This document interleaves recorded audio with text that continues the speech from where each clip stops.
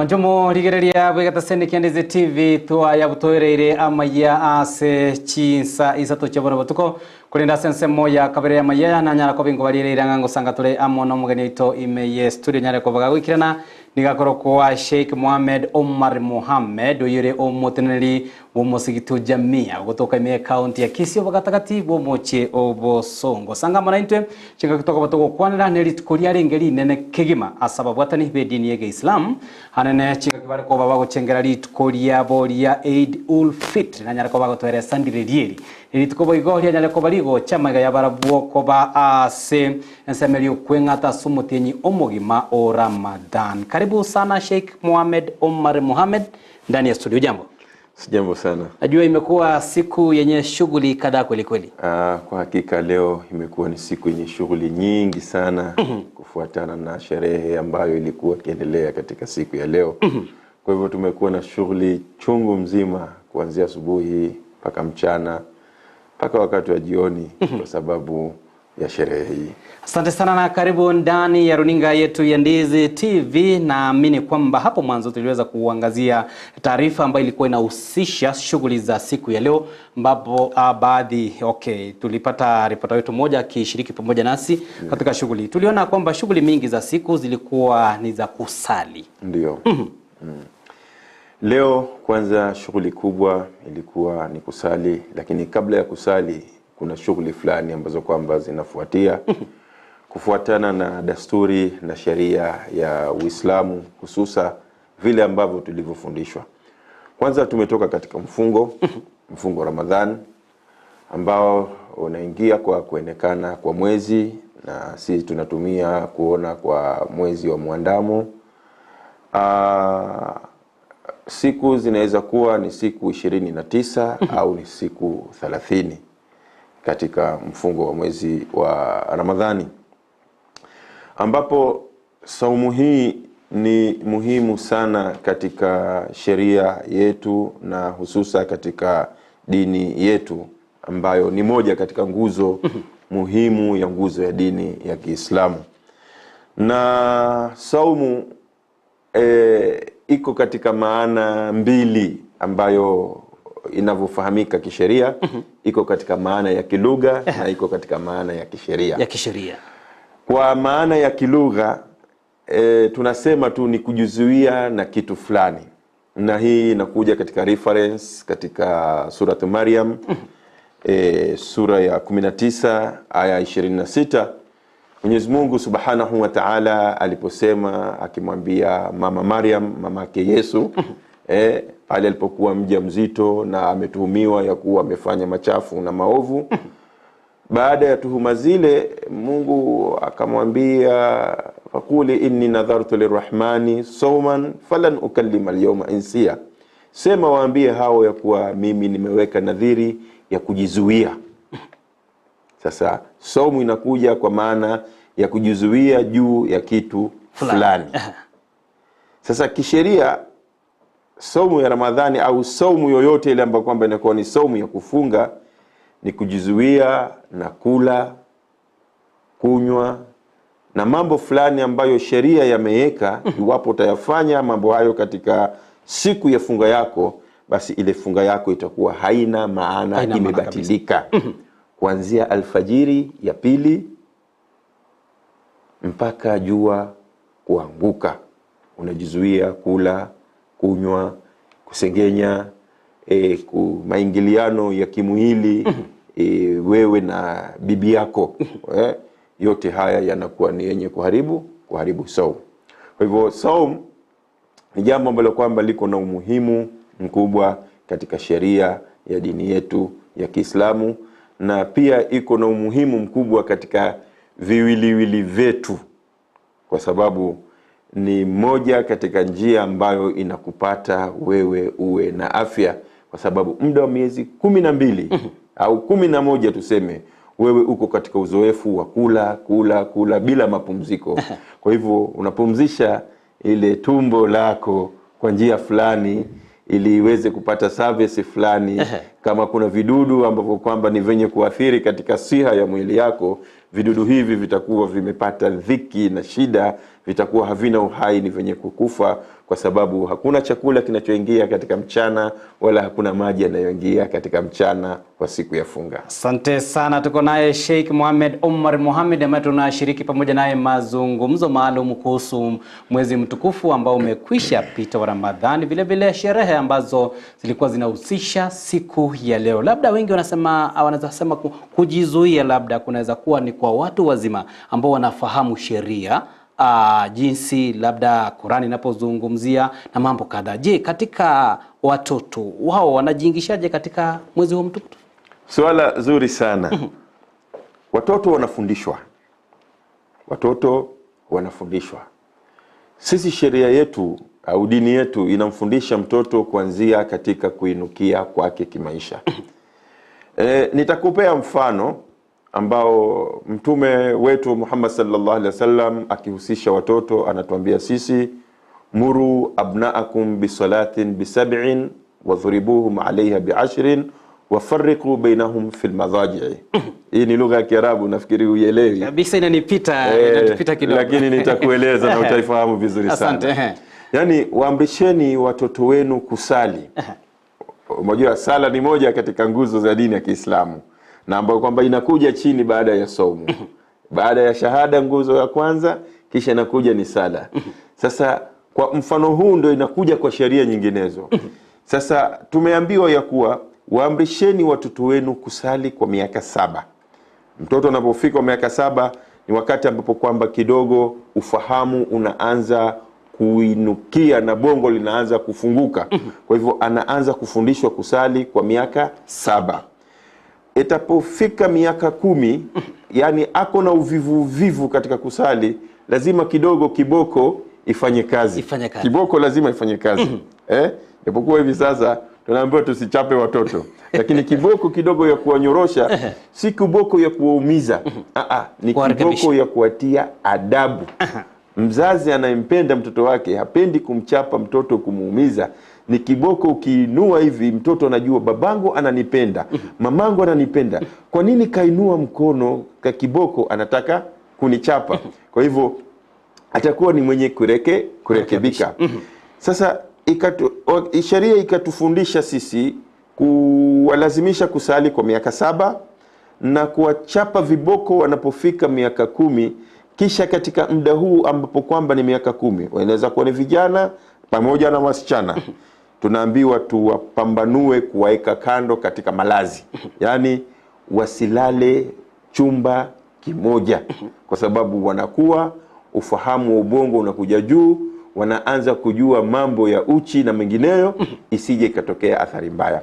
Kwa hivyo watoto katika sheria yetu, madam kama vile wanafundishwa kusali, na pia wanafundishwa jinsi ya kuweza kufunga mwezi wa Ramadhani. Asante sana. Jioni ya leo, mpenzi msikilizaji, kama uko na swali labda kwa Sheikh Mohamed Omar Mohamed, unaweza kushiriki pamoja nasi kupitia njia zetu za mitandao. Tuko hapo Facebook, vile vile tuko YouTube, na katika website yetu unaweza pia shiriki kupitia kwa swali kupitia kwa nambari inayopita katika runinga yako jioni ya leo. Je, hebu tuzungumzie sasa, kwa wengi wanasema kwamba yaonekana kwamba wanaume katika dini ya Kiislamu ndio wanabidii zaidi ya kuweza labda kuingia msikitini kusali. Je, nafasi ya wanawake iko wapi katika sala? Swala zuri sana. Wanaume ndio mara nyingi sana wamehusishwa kuwa katika msikiti, japo sheria pia inawaruhusu wanawake kuingia katika msikiti. Mtume sallallahu alaihi wasallam asema, la tamna'u ima Allahi masajid Allahi, msiwakataze wajakazi wa Mwenyezi Mungu, bimaana wanawake misikiti ya Mwenyezi Mungu. Kwa hivyo wanawake wanakuwa na sehemu yao ambayo wametengewa maalumu katika misikiti, tofauti na wanaume. Kwa hivyo wanaume wanakuwa na sehemu yao na wanawake wanakuwa na sehemu yao. Japokuwa mwanamke ibada yake kuifanya nyumbani kwake ni bora zaidi kuliko kuifanya msikitini, kwa sababu ya fitina za kilimwengu. Asante sana jioni ya leo mpenzi msikilizaji, nazidi kupata majibu baadhi ya maswali ambao wengi tunazidi kujiuliza ni kwa nini haya huwa yanatendeka, lakini jinsi Sheikh anapotufahamisha hapa ni kwamba ni bora zaidi mwanamke kuweza kufanya mambo maombi ama kule nyumbani kuliko kule msikitini. Jioni ya leo kulikuwa na tashwishi kidogo na zintofahamu haswa wakati mwezi unatokea. Kwa mfano siku ya leo pande ya Lamu pale tulipotazama na kuangalia, wengi pia waliweza kukiri sisi hatukuona mwezi labda huo, akasema siku ya leo labda kwao haikuja vile labda walikuwa wanatarajia. Kwa upande wa Lamu, kwanza wacha nikurekebishe. Kwa leo nafikiri karibu Kenya mzima watu wote wamesali Idi. Lakini mara nyingine inatokea suitafahumi ya kufuatana na ufahamu wa maneno ambayo yako katika masala ambayo ni ya kuonekana mwezi. Sasa kuna masala ambayo kwamba ni ya kisheria yamefunguliwa na wanavyoni katika masaili haya, na hii inakuja ni kila mmoja ana ile ufahamu anavyofahamu katika akili. Mfano ya kuonekana mwezi sehemu nyingine kuliko sehemu nyingine, ni gani utafuata? Je, utafuata sehemu ambayo kwamba wewe upo au utafuatia sehemu ambayo kwamba ni nyingine?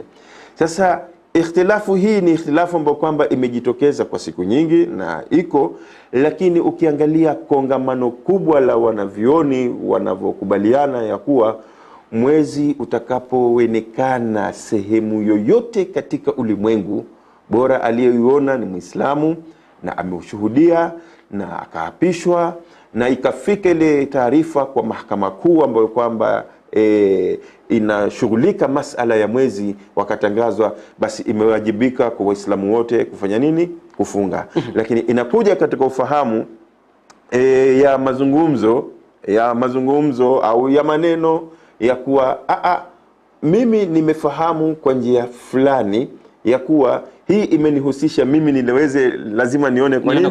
Kwa macho yangu.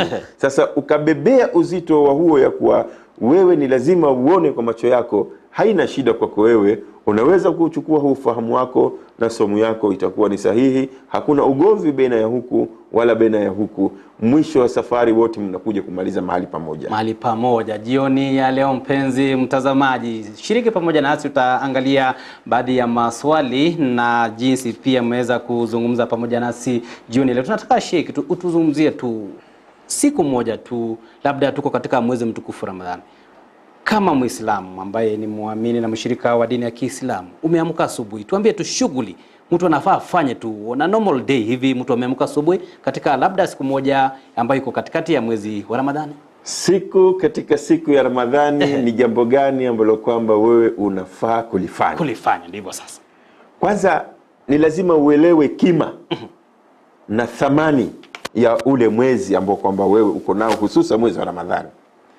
Ni mwezi mtukufu, ni mwezi ambao Mwenyezi Mungu ameteremsha ndani yake kitabu chetu kitakatifu Qur'an. Imeteremka katika mwezi wa Ramadhani, na bali si Qur'ani peke yake imeteremka katika mwezi wa Ramadhani, hata vitabu vinginevyo, si Zaburi, si Injili, zote ziliwahi kuteremka katika masiku miongoni mwa siku ya mwezi wa Ramadhani. Kwa hivyo ni mwezi mtukufu. Sasa mwezi huu ndani yake pana usiku mmoja katika hizi siku 30 au siku 29, pana usiku mmoja, na usiku huu unapatikana katika siku 10 za mwisho ya mwezi wa Ramadhani.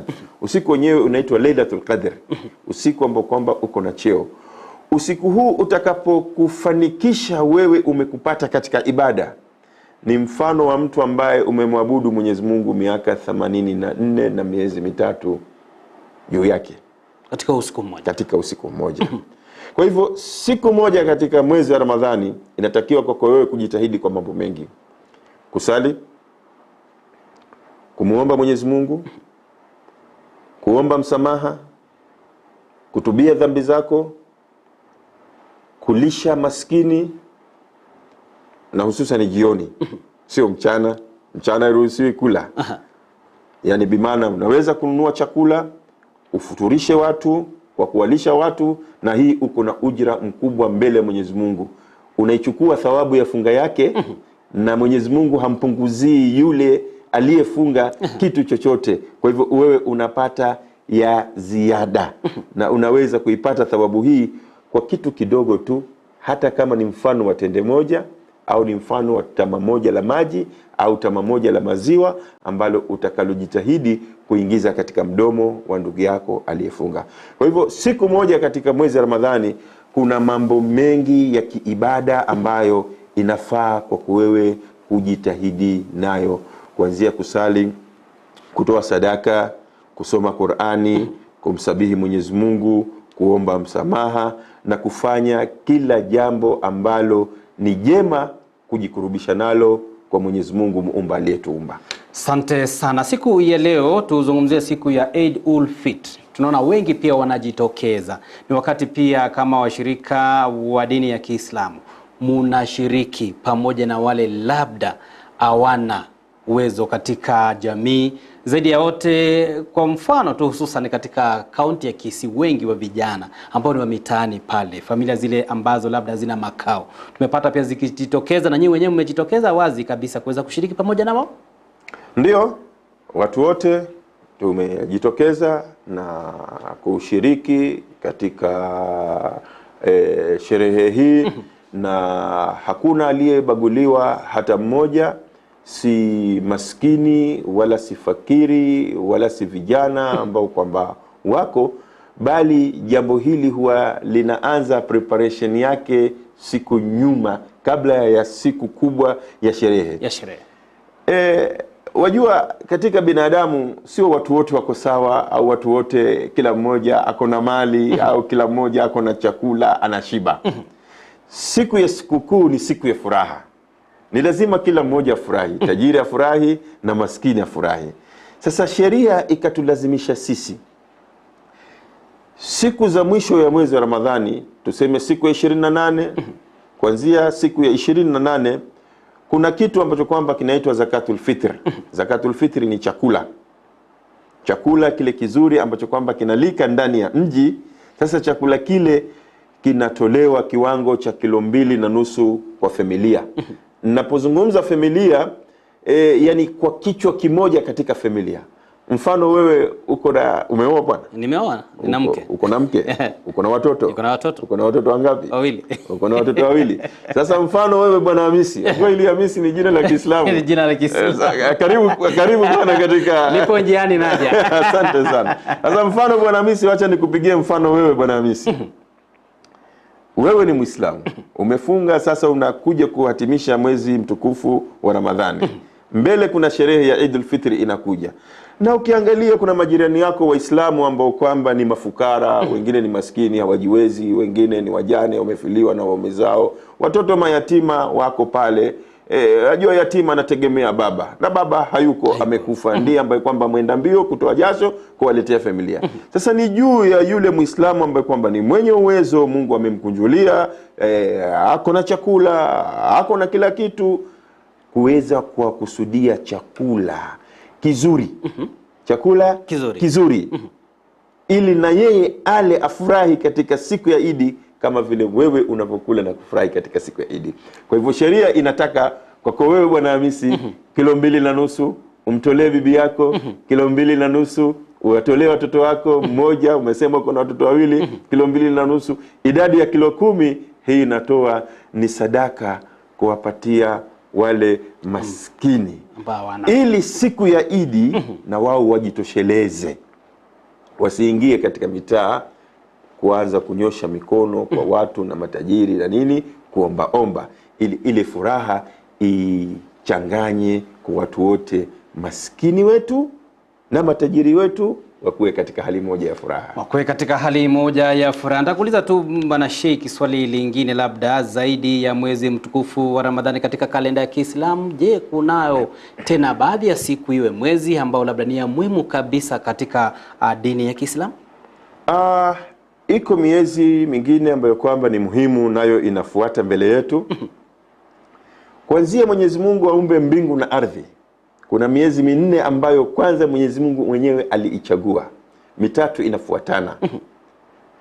3 inafuatana. Baada ya huu mwezi ambayo sisi hivi sasa tumeingia, huu mwezi tunaita Shawwal, ambao kwa kalenda hivi sasa itakuwa ni mwezi wa 10 ya Kiislamu. Sisi tumetoka Ramadhani, ni mwezi wa 9 wa Kiislamu. Hii Shawwal ni mwezi wa 10 ya Kiislamu. Sasa tunapotoka Shawwal tunaingia mwezi unaitwa Dhulqaada. Dhulqaada ni mwezi wa 11 wa Kiislamu. Huu ni mwezi mtakatifu. Ni lazima uchunge sana katika matendo yako, ufanye mambo mema sana kujikurubisha kwa Mwenyezi Mungu, kwa sababu matendo katika miezi mitakatifu thawabu zake na ujira wake ni mwingi sana kushinda miezi mingineyo. Kisha unafuata mwezi wa Dhulhijja, ambayo kwamba watu wanaenda Meka kwa ibada ya haji pamoja na ibada ya kuchinja. Huu ni mwezi wa 12 ambao inafunga kalenda ya Kiislamu. Kisha inakuja mwezi wa kwanza wa Kiislamu unaitwa Muharram. Muharram ni mwezi wa kwanza wa Kiislamu. Kwa hivyo hii miezi mitatu imeshikana kwa kufuatana. Kisha inakuja mwezi ambao kwamba unaitwa Rajab. Rajab iko baina ya Shaaban na Jamadul Ula. Shaaban na Jamadul Ula, bimaana Ramadhani ni mwezi wa 9, Shaaban ni mwezi wa 8, Rajab ni mwezi wa 7. Sasa huu mwezi wa 7 pia ni mmoja katika miezi mitakatifu ya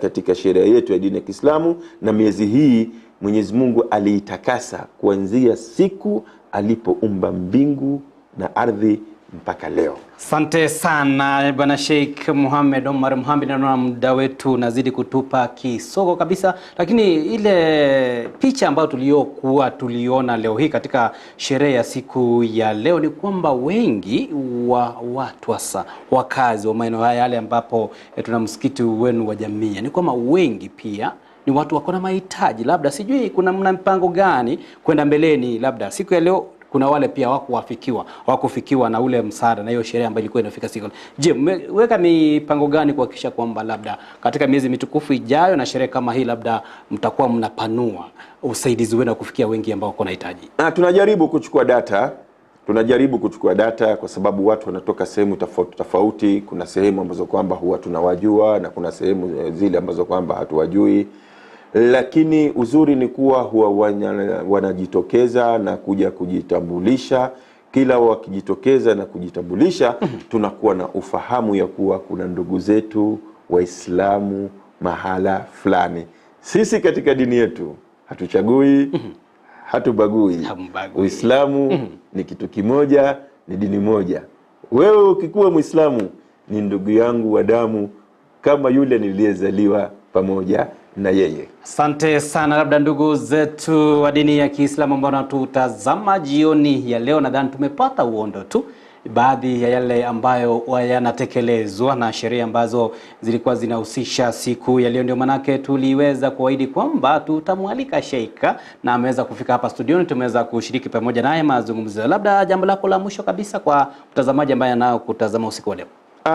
Jambo langu la mwisho, mimi ningeomba sana, na hili huwa napenda kulizungumza sana.